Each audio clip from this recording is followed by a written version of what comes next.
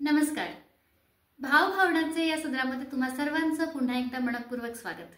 रसिकांना आजची कविता ही रामनवमीचं औचित्य साधून सादर करती आहे. कविता आहे राम उमटला ध्यानी. कवी आहेत मयूर भावे. जर सादरीकरण जर तुम्हाला आवडलं तर नक्की लाईक करा, शेअर करा आणि माझ्या चॅनलला सबस्क्राईब करा.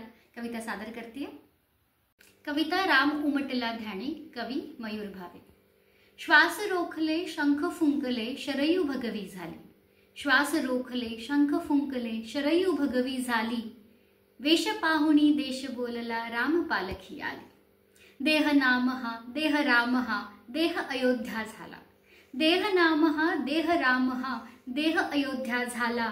राम मानसी, राम लोचनी, राम स्वदेही आला. स्वातंत्र्याचे तेज लखलखे, सृष्टी अवघी नाली. स्वातंत्र्याचे तेज लखलखे, सृष्टी अवघी नाली. वनवासाचा दैत्य जळाला, शबरी पावन झाली. मंदिर होते, मंदिर आहे, मंदिर अवघे उरले.